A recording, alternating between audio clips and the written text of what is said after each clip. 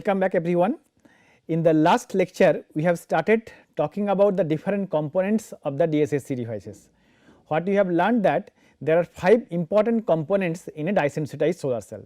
The first component is an indium dot tin oxide glass substrate which is used as an anode material, and then the second component is an n-type semiconductor. Usually we use titanium dioxide or the different structural form of it. Third important component is a dye or sensitizer molecule, and we have seen that there are certain parameters we have to keep in mind while choosing a dye or sensitizer molecule, like it has to have a very good light absorption properties, its molar extinction coefficient should be very high, it should not aggregate, and moreover its morphology and how it distributed over the semiconducting surface, that also plays a pivotal role. The fourth important components was the electrolytes. Now the electrolyte actually is a major role in the DSSC device. It plays a major role because the electrolyte regenerates the whole process. Now when the dye molecule get excited and goes from the ground state to the excited state, after some time it injects its electrons back to the TiO2 conduction band, and that electron using the percolated structure of the titanium dioxide goes to the photoanode and comes back to the outside circuit and complete the load. But what happens to the dye which has already lost an electron? So it needs an electron, or in other way it has to comes back to the ground state so that it is again in a position of absorbing light again, and that work actually is done with the help of the electrolyte. So that is why electrolyte plays a very important role in constructing DSSC device, and we have seen that. So whenever we choose an electrolyte, so its viscosity not only matters, but also like its energetics also is very important, and how much volatile it is or how much corrosive it is, that also is a very important parameter.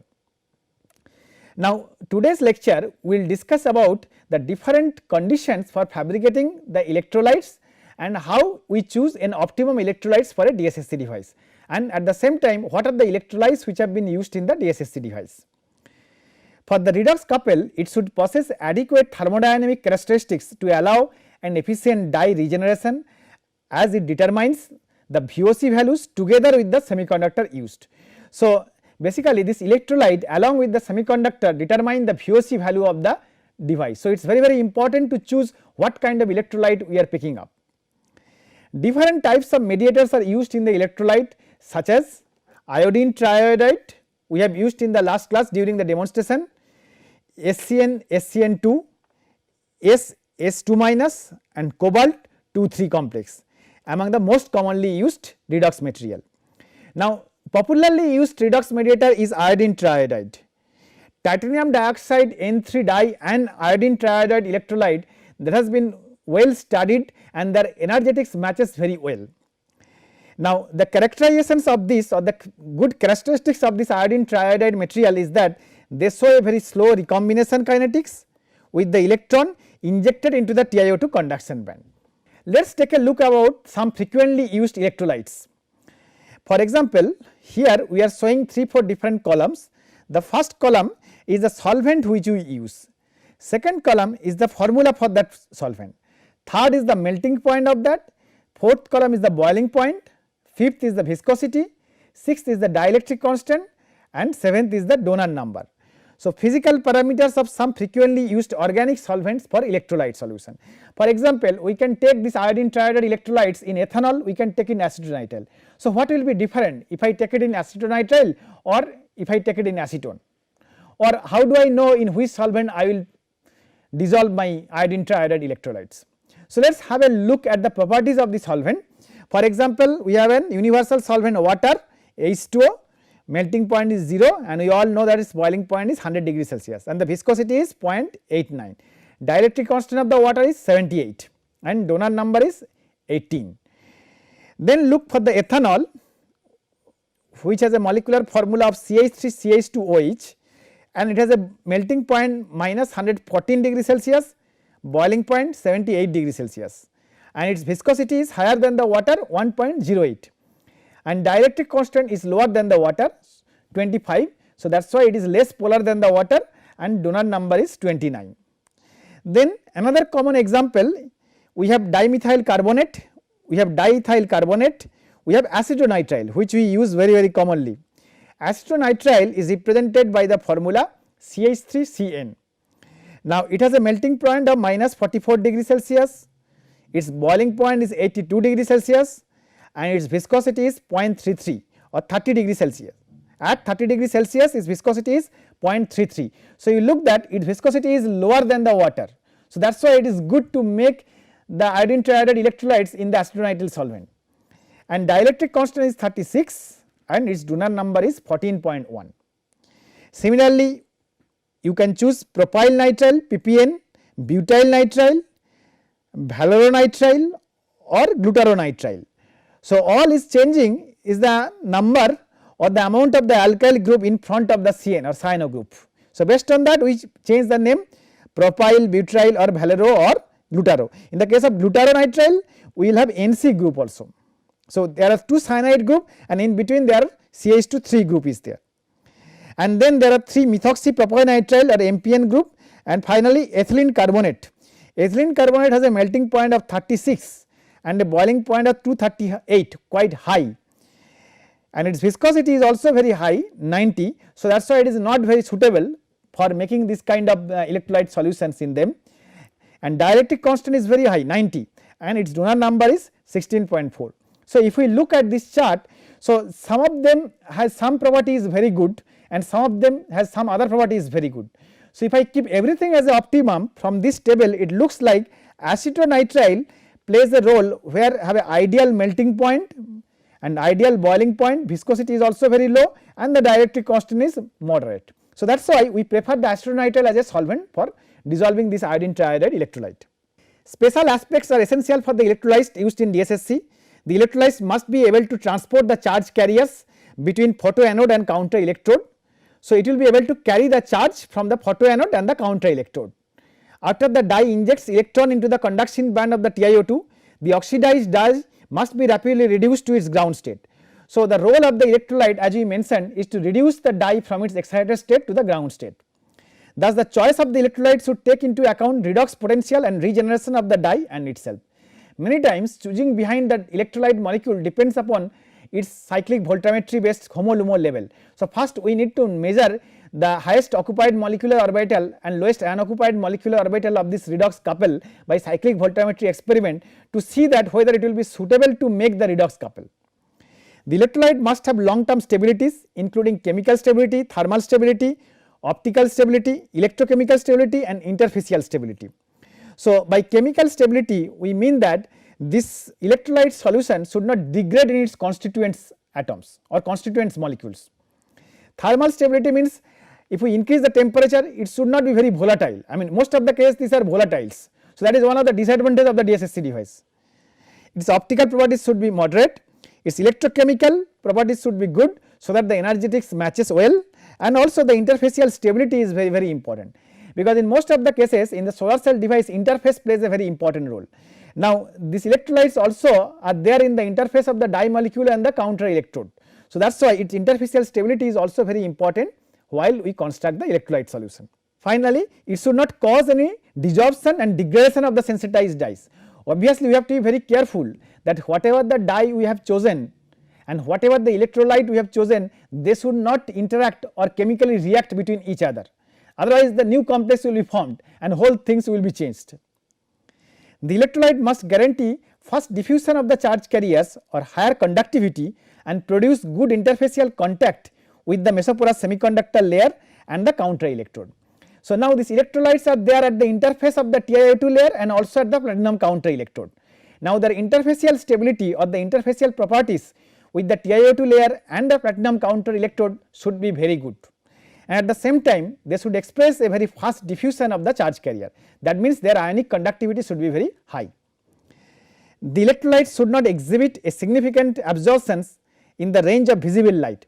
Now, if the electrolyte absorbs most of the light in the visible range, then it will be problematic for the whole device. Since the iodide triiodide redox couple in the electrolyte shows color and reduced visible light absorption, that is why it is a preferred choice for making the DSSC device. In iodide triiodide redox couple, triiodide ions can react with the injected electrons and increase the dark current. So, the concentration of iodine triiodide must be optimized. Now, we can also classify the various kinds of or the various types of the electrolytes in a DSSC device based on their physical state, whether they are liquid state, whether they are solid state, or whether they are in between liquid and solid, that is quasi solid state. So, you look this pie chart. So, we have this ionic conductor, we have inorganic whole transport material, we have organic whole transport material in this pink color shaded regions, then we have organic solvent here. IL stands for the ionic liquid solvent, iodide, triiodide free and iodide, triiodide, and here we are showing thermosetting P, quasi solid IL, thermoplastic P and composite P. IL stands for ionic liquid, HTM stands for whole transport material and P stands for polymer electrolytes. So, we can use also the polymer as an electrolyte, or we can dissolve the polymer in a proper solvent to use it as an electrolyte. The liquid electrolytes possess some important features such as easy preparation, high conductivity, low viscosity and good interfacial weighting between electrolytes and electrodes, and thus high conversion efficiency for the DSSC. Now, these are also the design parameters for the electrolytes. First of all, they should be easy to make. If we make this thing from the iodine triiodide in the acetonitrile, so the synthesis is quite easy. They should have a high conductivity, their viscosity should be low, and finally, their interfacial weightability with the n-type semiconductor oxide and the platinum counter electrode or whatever electrode you are using, that should be very good. Now, if all the parameters are optimized, then we get a higher efficiency in this DSSC device. But the use of liquid electrolytes poses some practical problems due to solvent leakage or evaporation, which could negatively affect the long term stability of the device. Now, these liquid electrolytes, they are volatile and corrosive. So, they evaporate over the time. So, if it evaporates, so let us say I put some drop of electrolyte in my devices. So, if I do not seal it properly, after some time the electrolyte will evaporate. So, nothing is left in the devices to regenerate the whole process.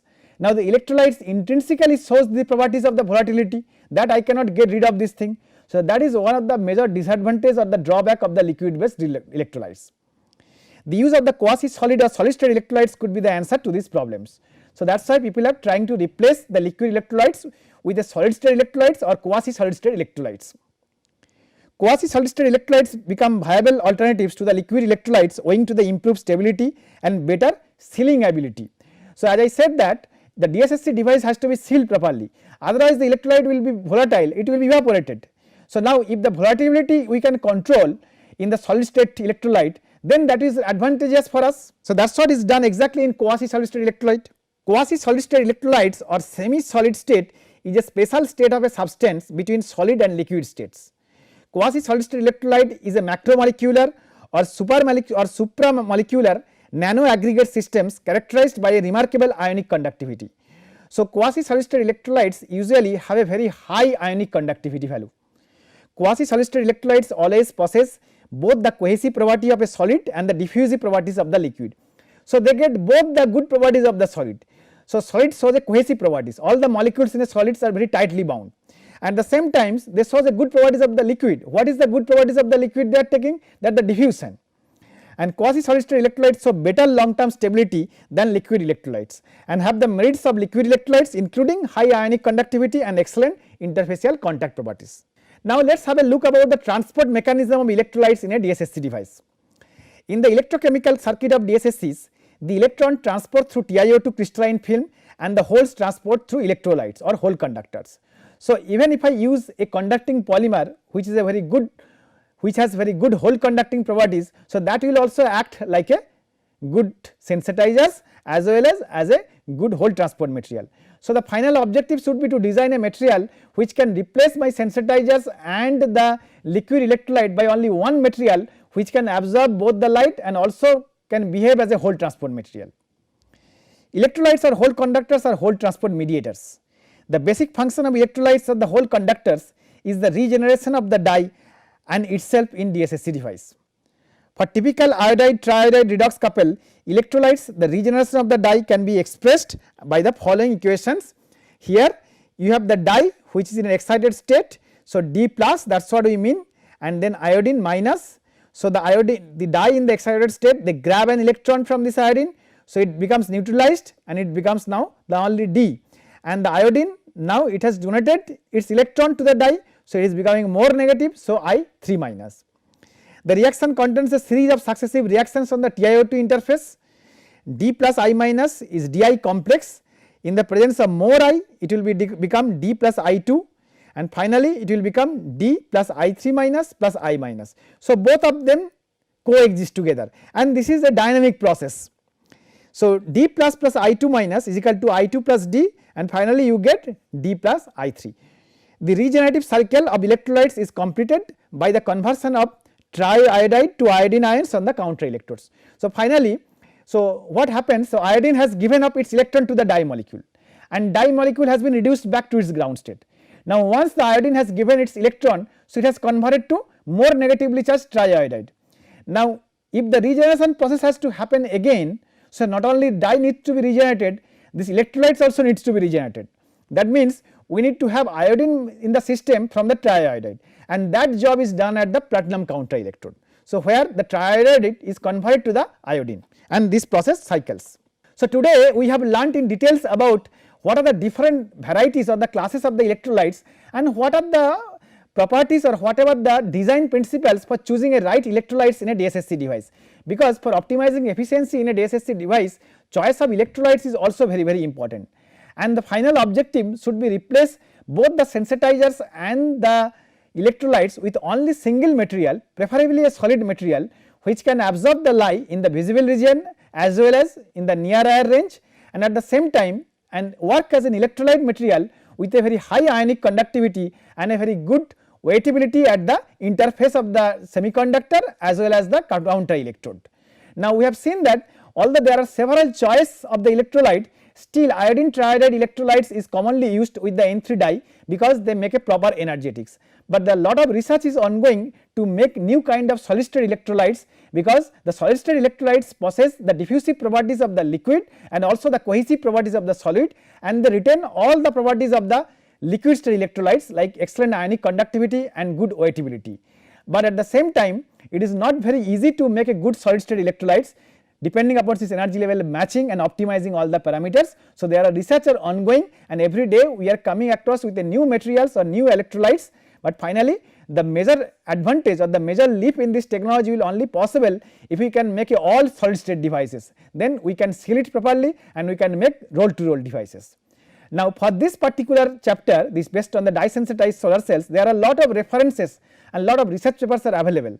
Especially you can look for some of the papers or some of the books like metal free organic dyes for dye sensitized solar cells from structure, property, relationship to design rules by Amresh Mishra. In this book actually they have talked about like the design synthesis rule for the metal free organic inorganic dyes, and there are a lot of research papers also available on that. Optimizing dye for the dye sensitized solar cells by Neil Robertson.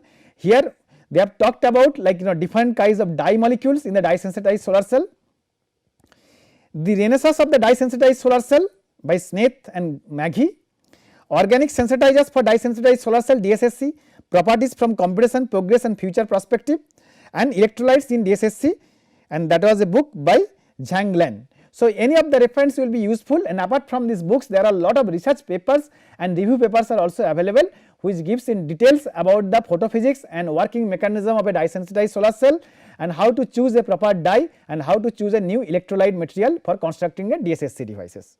In the next lecture we will talk about another class of solar cell, another class of the third generation solar cell, that is the organic solar cells. Dye sensitized solar cell was an example of a sensitizer based solar cell, whether organic solar cell we use conducting polymers as a electron absorbing material. So, not only an electron absorbing material, we also will see there the physics will be completely different or the charge carrier dynamics will be completely different from a PN junction silicon solar cell to an organic solar cell. That we will learn in our next class. Thank you very much.